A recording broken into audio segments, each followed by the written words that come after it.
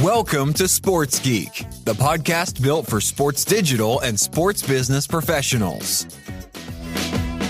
And now, here's your host, who is always looking for new and innovative ways to help sports organizations succeed in the digital age, Sean Callanan. Thanks, DJ Joel. My name is Sean Callanan, and you are listening to episode 339 of Sports Geek. On this week's episode, I catch up with Will Hartnell from the Geelong Footy Club. He is head of commercial and growth. We discuss all things sponsorship from both the brand side of view and the right side of view, and then his time in agency land. You can find this podcast on all good podcast platforms, available on Apple, Spotify, Google, but also available at sportsgeekhq.com. Would love to hear from you. As always, love hearing from podcast listeners. You can email me, Sean at sportsgeekhq.com. If you've got a question from a podcast or you just want an answer, send me an email, Sean at sportsgeekhq.com, or hit me up on socials at Sean Callanan or at SportsGeek is where you can find us. Hopefully you enjoy this chat. For those of you who are looking at, one of the things I'm always looking to do, commercialising digital fan bases. Will has been playing in that space on the commercial side and the partnership side for his whole career, and is now head of commercial and growth at the Geelong Footy Club, Geelong Cats, as they're known in the AFL. So please enjoy my chat with Will Hartnell.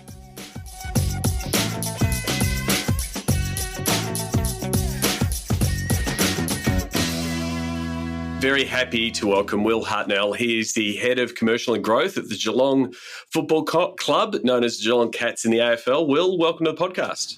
Sean, thanks for having me. Excited to be here. Terrific. As I always do, I always like to find out people's sports business journey and how they got into sports. There's a lot of people listening that are either trying to get into sports or furthering their journey. What was your first foray into the world of sports?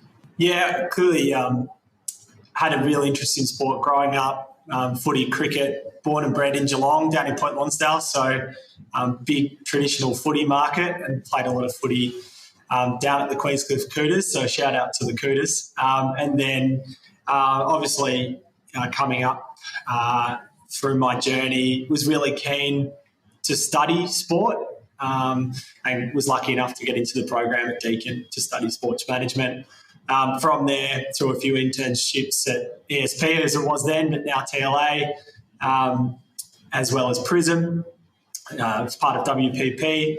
I was able to get some really varied experience on the ground through activations at things like the Australian Open with ANZ, NAB with Auskick, and a number of different things.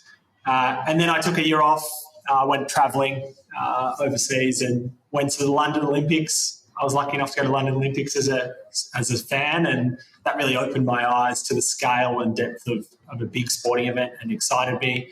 I came back and landed a job at Bastion EBA at the time, which was right at the start of their journey. 14-person operation at that time, and now hundreds of people in multiple markets. So that really set the platform for me learning about the commercialisation and partnerships in sport. And from there I was able to jump into a role at the Carlton Football Club in 2014, and through a pretty difficult period for the club, was able to have a varied level of experience and get to the coalface of a lot of different issues and things over 5.5 years. And do you think like that agency background, both early doors in the TLA and Prism, and then at Bastion being in that sponsorship space, sort of managing things from a rights holder perspective, and then jumping over to the rights holder and selling sponsorship at Carlton at first, is what we refer to in Australia as clubland. Was that a good grounding because you sort of knew what the requests were and what the demands were of the sponsors? Yeah, without doubt. I was able to approach the Carlton Footy Club with a pretty clear plan about how I thought I could add value to the sponsorship portfolio based on how we recommended sponsorships to brands in the marketplace at Bastion. So from very early on, I was fortunate enough to be guided and mentored on how sponsorship was most effectively executed, and then bring that in to a rights holder environment to find incremental growth amongst existing sponsors, but also create a proposition to sell for new partners to come in.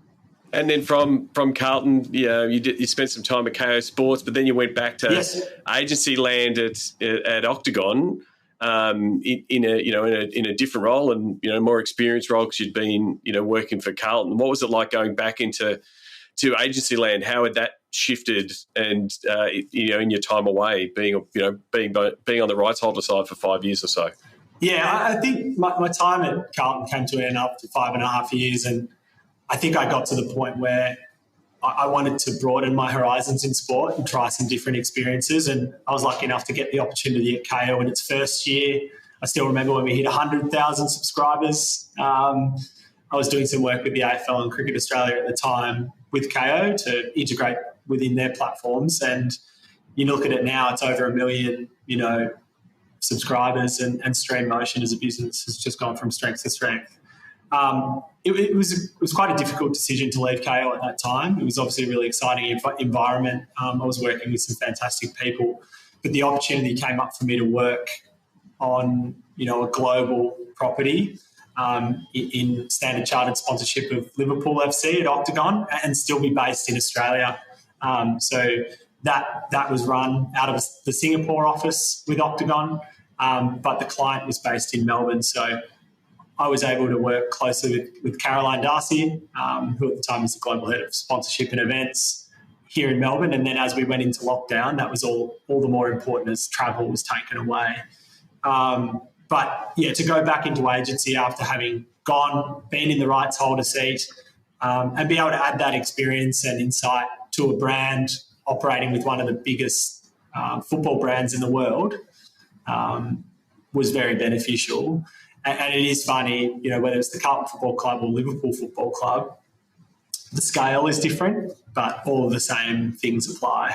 And I was able to sort of get under the skin for the client, but also our team, and sort of describe and take through, some of the reasons that we might be getting pushback for certain elements, context around access to players, and just how that process unfolds from a rights holder point of view to help us maximise our output for the client.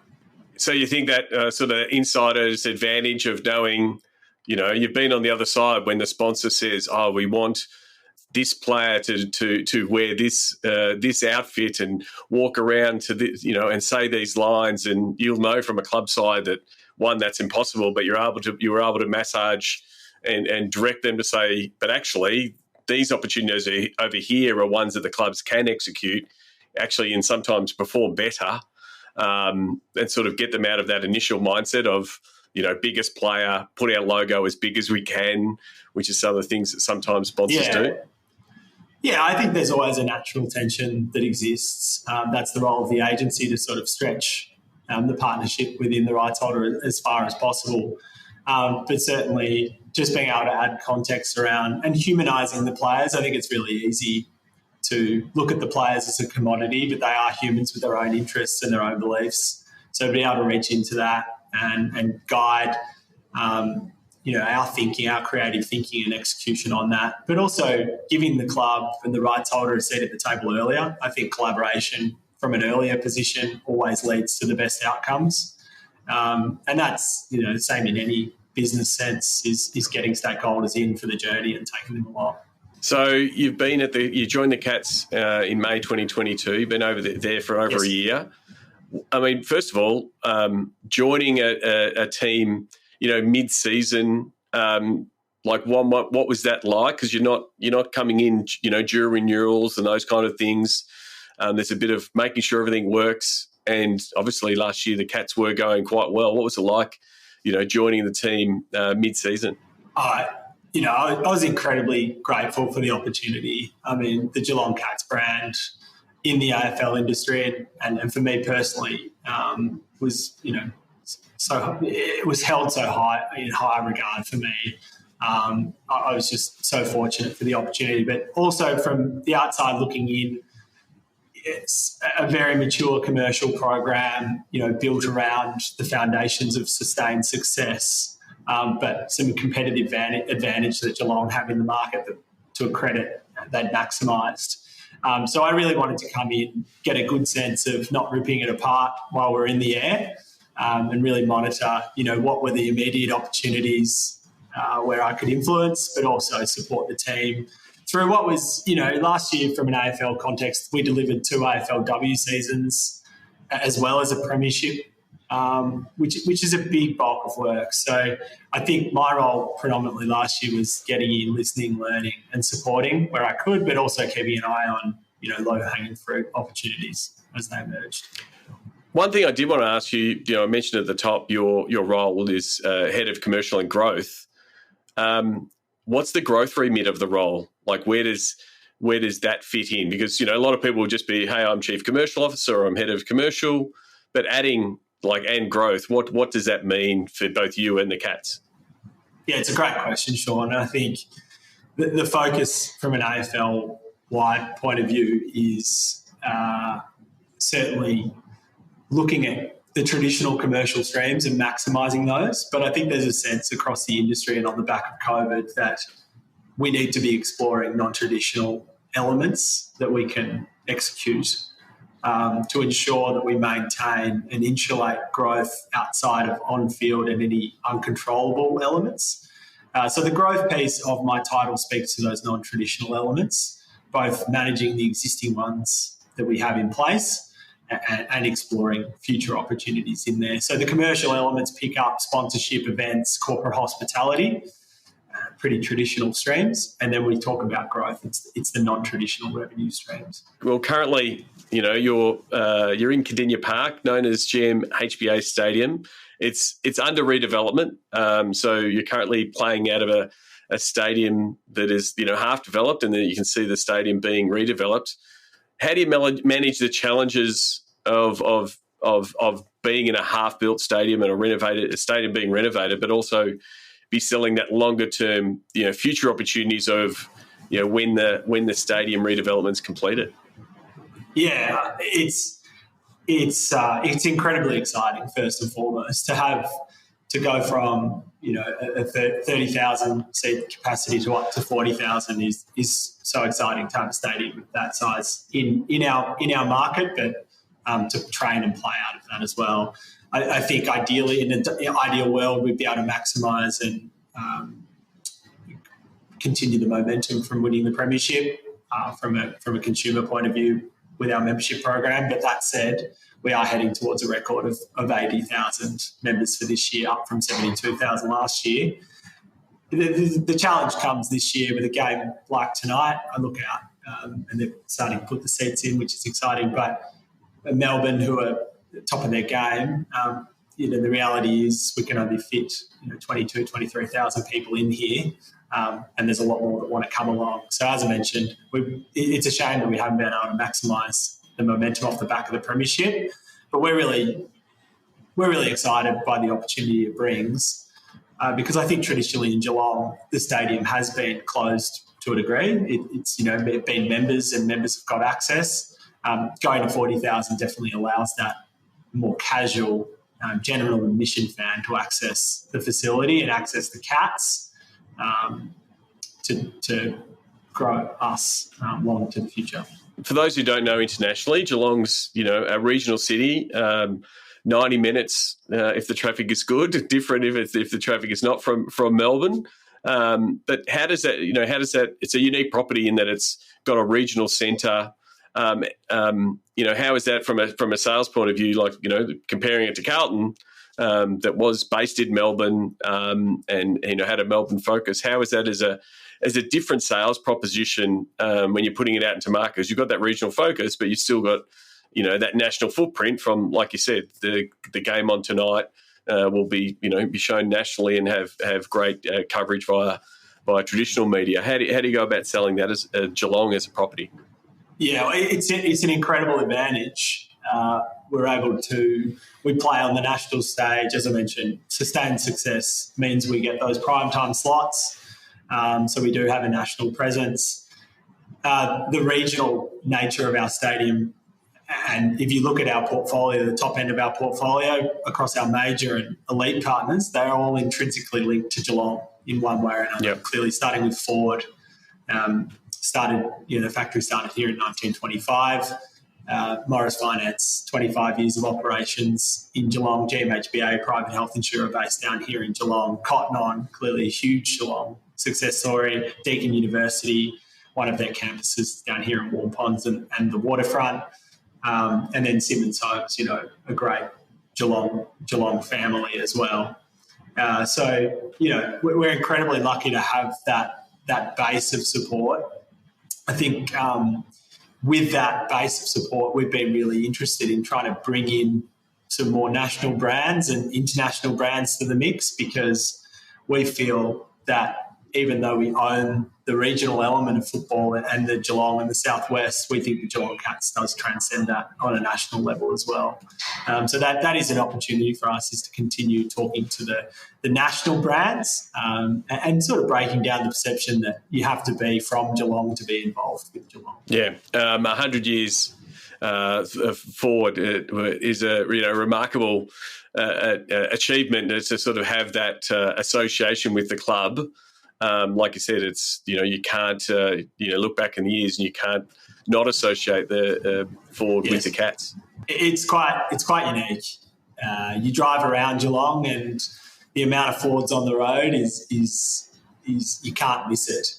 And in the true sense of partnership, when the factory was established here, there was an association with the club, and we have a key stakeholder, Bob Gartland, who has an extensive collection of Geelong Cats history and memorabilia, and he can trace the partnership all the way back to 1925. So it's incredibly exciting in the lead into 2025 to be able to celebrate 100 years in a sports association, sports partnership, which we believe is the longest, if not one of the longest partnerships or associations in world sport, which is incredibly something we hold incredibly close to our hearts.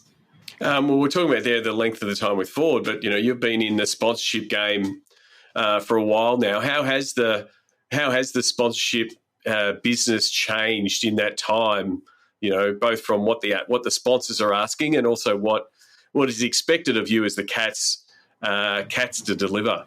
Yeah, I think having sat in different organisations, the clear thing that keeps coming back is this purpose that exists at the centre of partnerships. And I think it's well known that sponsorship is not the cheapest way to buy awareness or eyeballs, but its ability to earn attention and communicate with consumers on a deeper level is second to none. So I look, and my advice to a lot of partners is you can't buy tenure.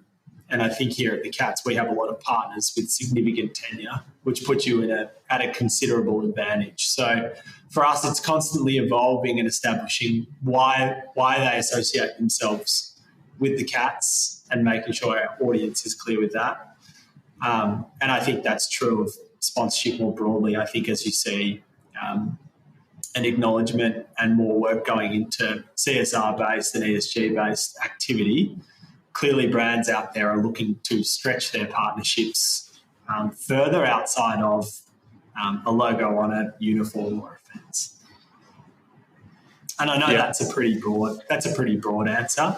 But I would say, having been involved with the Liverpool program and Standard Chartered, they did that incredibly well. They had a good sense of how big that was from a scale point of view, but they stretched it into their employee programs.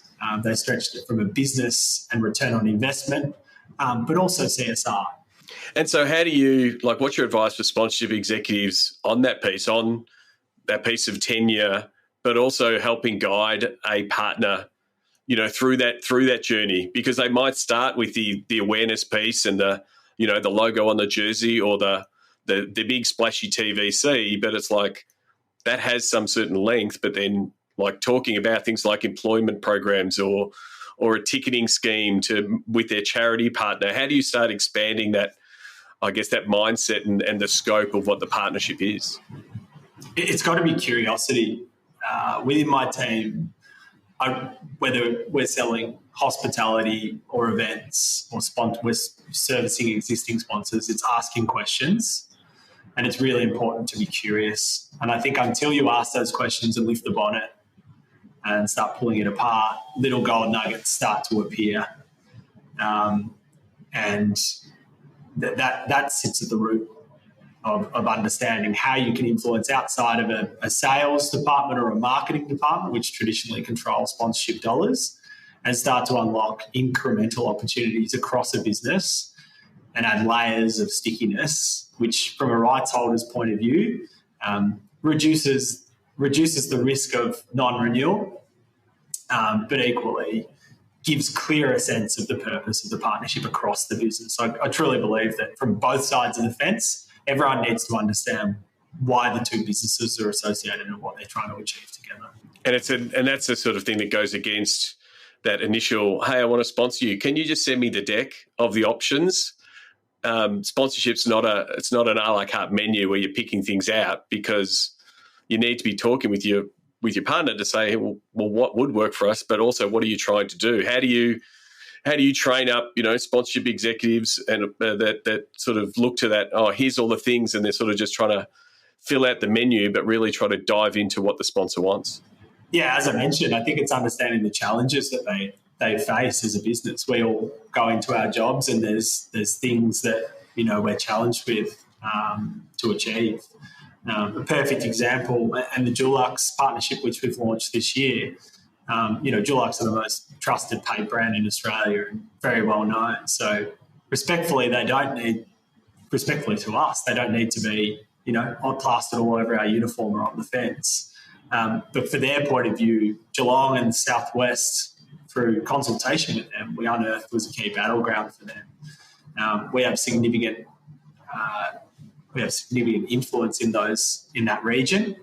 So what's come about is we've actually extended their Surf Life Saving campaign through Geelong and the Southwest with a lofty ambition of painting all of our club rooms, netball, football, from Geelong all the way back to Waterville, which is, they're the nuggets I'm talking about. Creativity comes from a really clear problem to be solved, and that's what we're able to unearth with Dulux.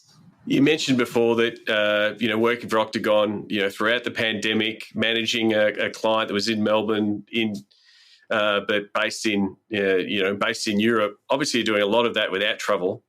And COVID's changed a lot of behaviours. You're able to do a lot of it via video calls. We're doing this via video right now.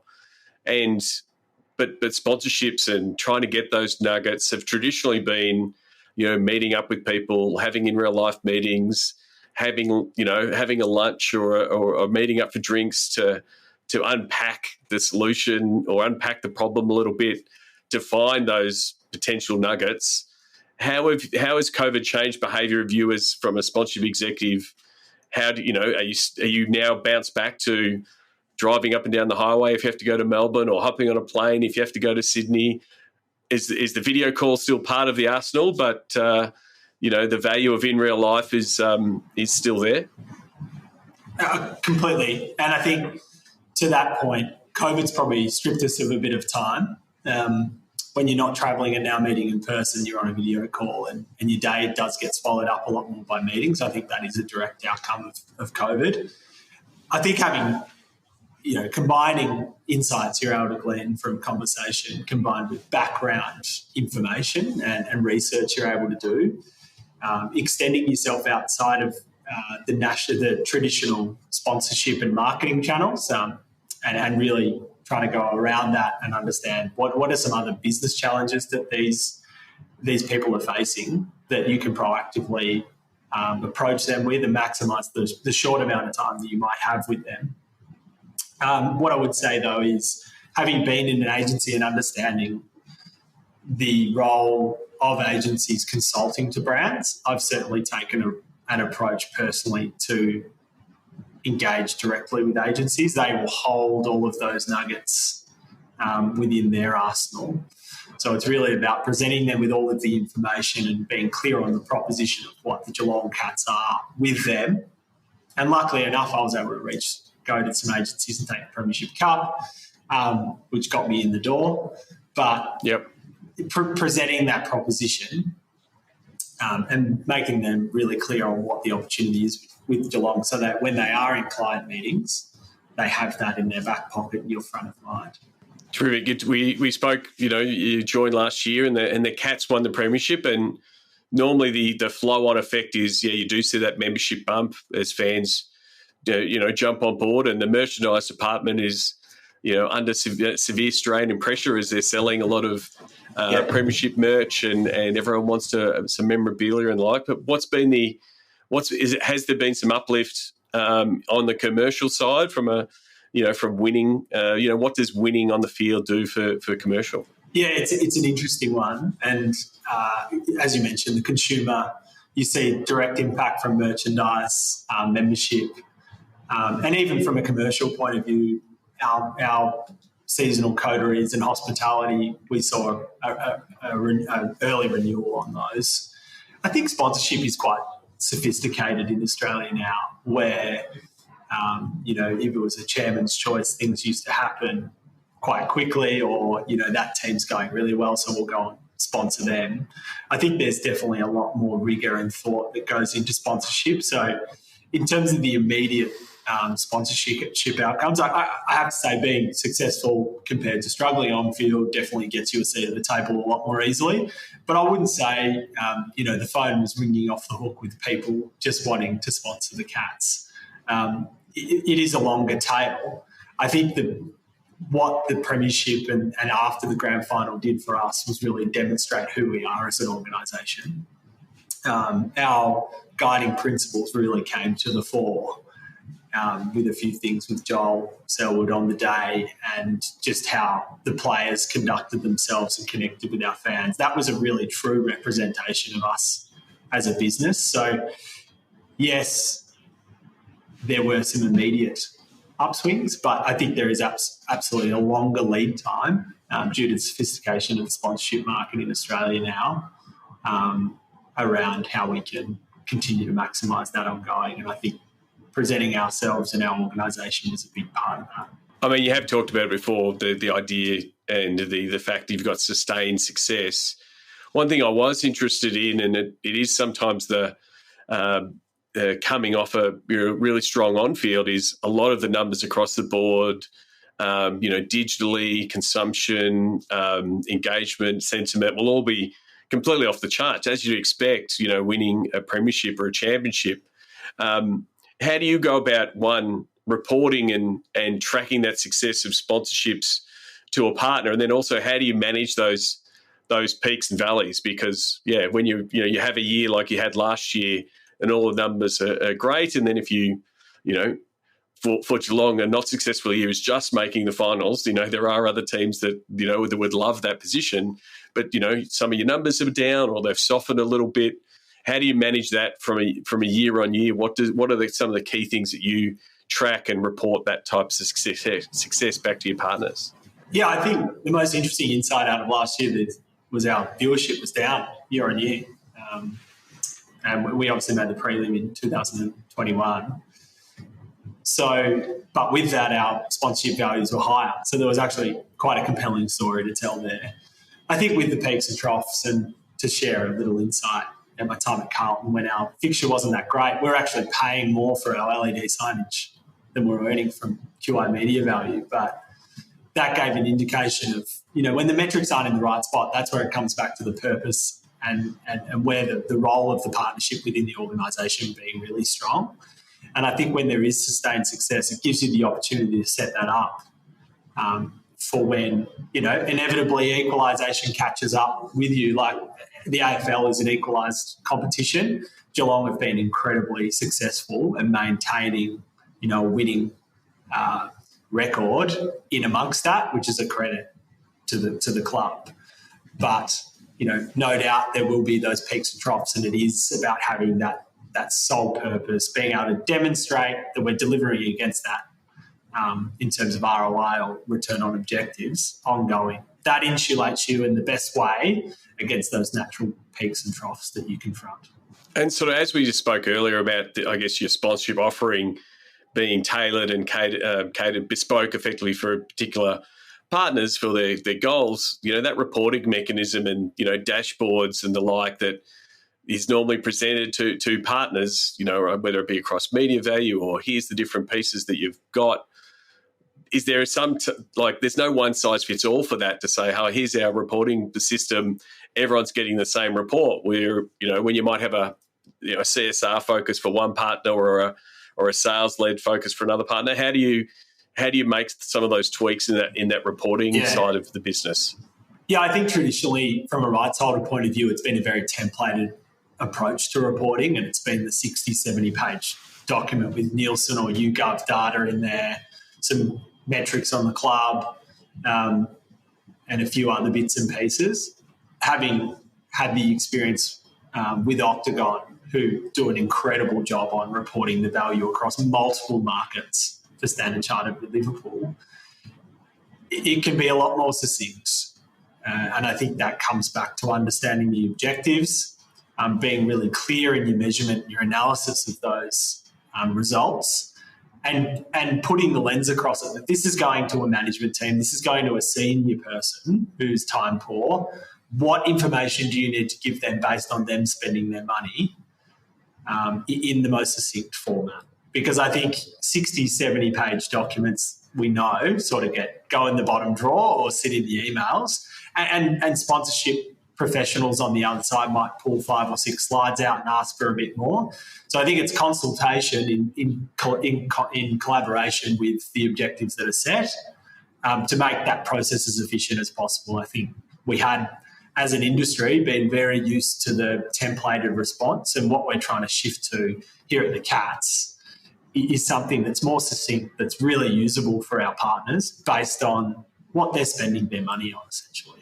Terrific. What, coming off a premiership, got a new stadium on the way, what excites you about the Cats going forward? You mentioned the stadium. The stadium, having worked in the Melbourne bubble of AFL world, Geelong sort of sits out of that. The stadium is an incredible asset. The ability to control all of the LED, the screens, from a fan engagement point of view, but also connecting that to the commercial program and the suppliers and how we commercialise the stadium that way is an incredible opportunity, and we've really only just scratched the surface. We went through an EOI process last year for our spirits category and our non-alcoholic carbonated beverages, and we're really happy with how that's turned out. We went from one spirits provider to multiple, so we're giving our fans what they want. We're introducing brands that have, that might be Australian-based or, ideally Geelong-based to give that regional flair. And equally with the non-alcoholic carbonated category, we'd been Coca-Cola forever and a day, and I think, credit to ALB and the proposition they put forward. They really wanted to provide our customers with the best experience, but also add to other key elements of memorable impact for us as an organisation. And so we saw real alignment there to shift across. It was a big decision, but I think overall the right one. So it's just all of those different opportunities that we have, and being able to connect our stadium to the city and the region and be able to use it as a storytelling platform that are really exciting for me. Equally, I think, 100 years of forward as we head towards that, but also some key renewals that we're going through at the moment allows us to rejig our portfolio a little bit and as I touched on before, bring in, continue to hero and celebrate our Geelong-based brands, but put ourselves forward on a national stage to bring in big national brands as well. Terrific. We'll really appreciate you coming on the podcast. I want to finish with the Sports Geek closing 5. Do you remember the first sports event you ever attended?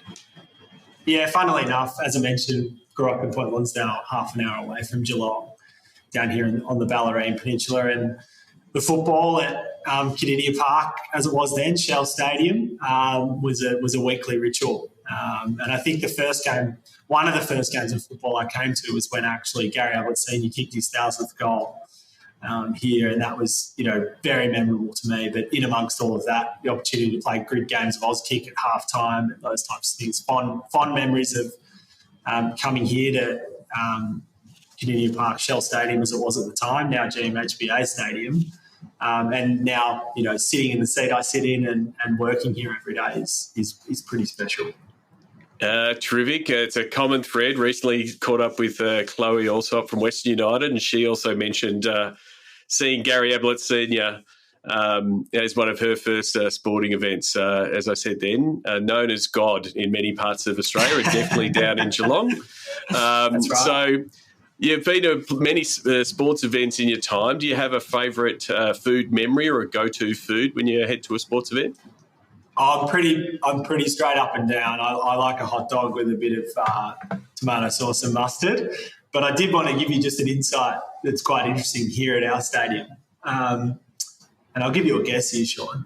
How many hot jam donuts do you think we sold last season? Last season? Now I'm trying to do the maths. 500,000. I don't know.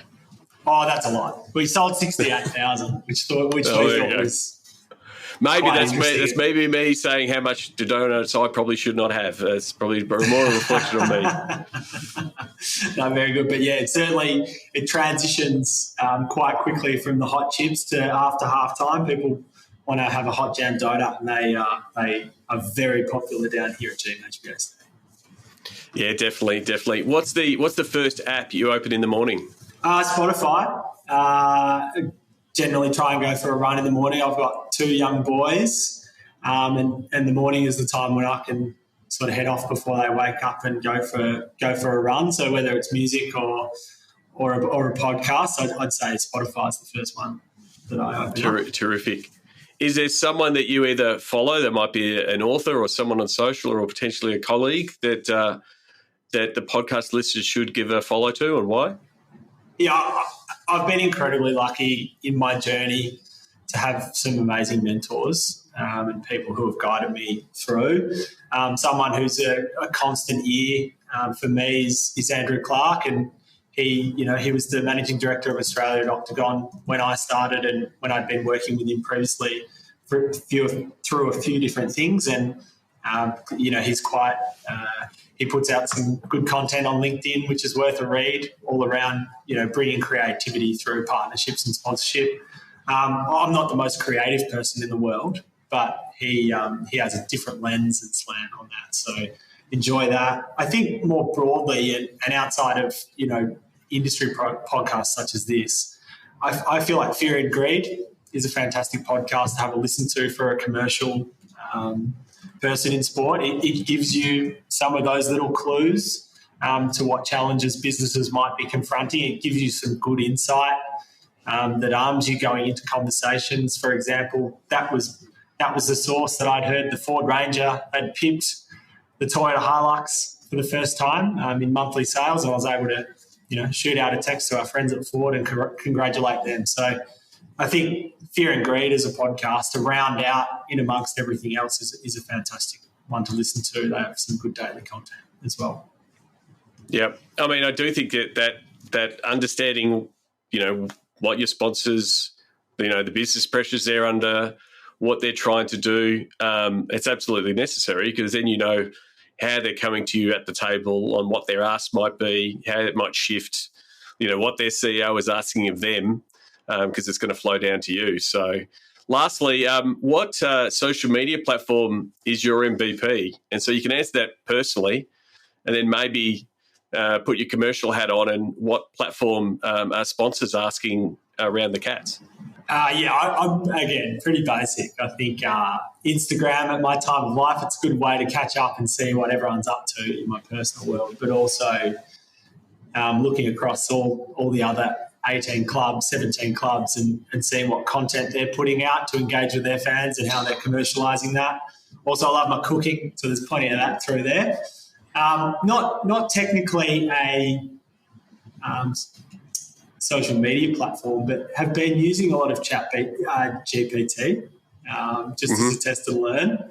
Have been using that app to help work through and add to my lack of creativity at times. So that's been really useful, actually.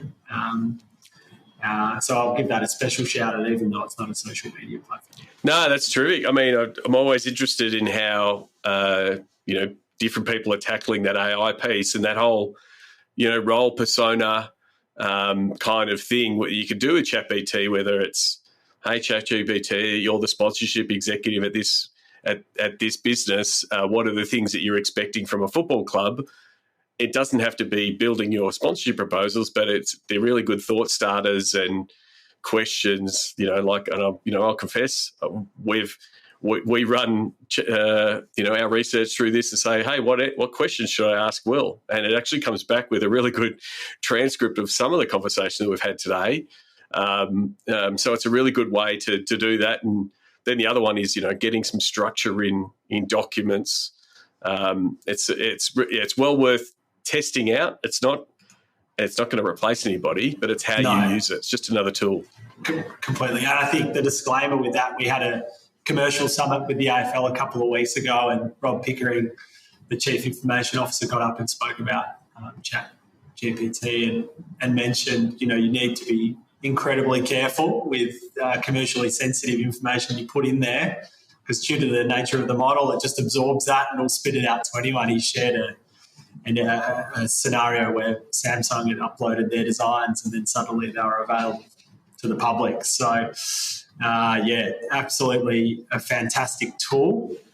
But, got to be cautious with those things. Generally, when you're not paying for it, as they say, you are the commodity. Definitely. Well, thank you very much for coming on the podcast. Lastly, what is the best platform?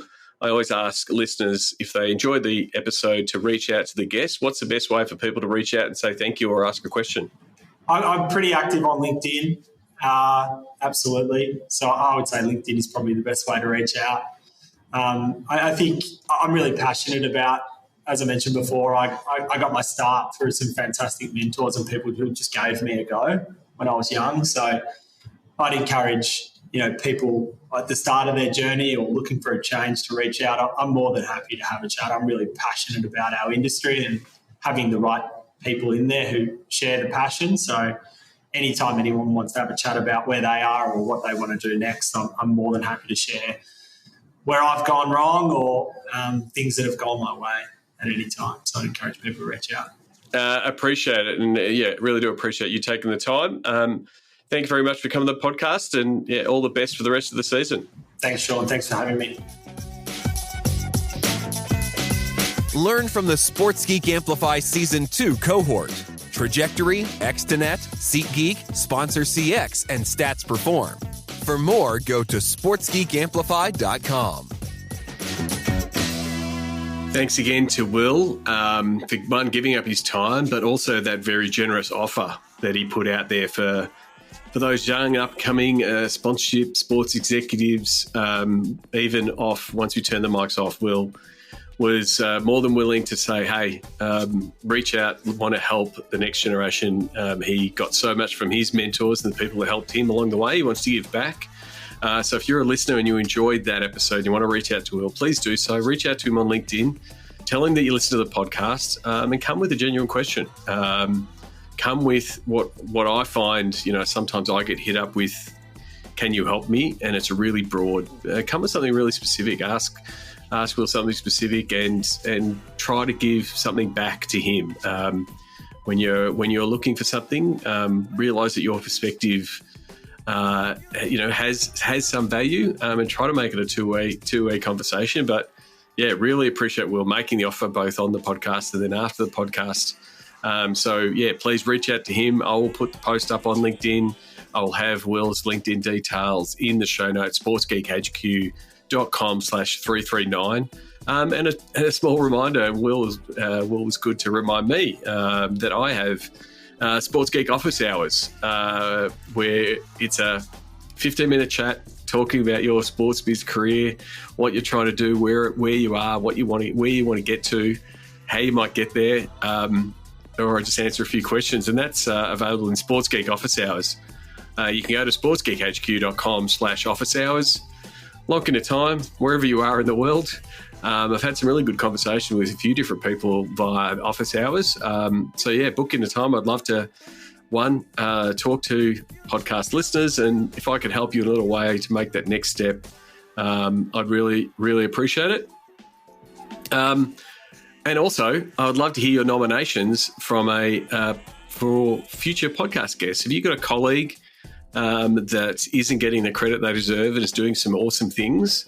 Or is there someone that you know that's working on a team side or at a stadium or at a league that's doing some great things and you've been watching them from afar? I'd love to hear from you. I'd love for you to nominate them. Also, you can also nominate yourself. Sometimes people don't get nominated, and then sometimes the best form of promotion is self-promotion. So if you want to put your hand up and say, hey, I've got this really great story, we did this cool stuff, great case study, here's what we're doing, I'm really proud of it, you can nominate yourself. Go to sportsgeekhq.com/nominate, fill out the form. My producer, Jess, is always on the hunt and look out for people to, for new interviews. So yeah, put in your details or nominate someone. I'd really would appreciate it. Until next episode, my name is Sean Callanan, and you've been listening to Sports Geek. Looking to help your digital or sponsorship team? Book in for a Pick My Brain session with Sean Callanan to help your team level up. Book now at sportsgeekhq.com/pickmybrain. Do you get Sports Geek news? Sean Callanan analyzes the latest sports business articles for you weekly. Sign up at sportsgeekhq.com.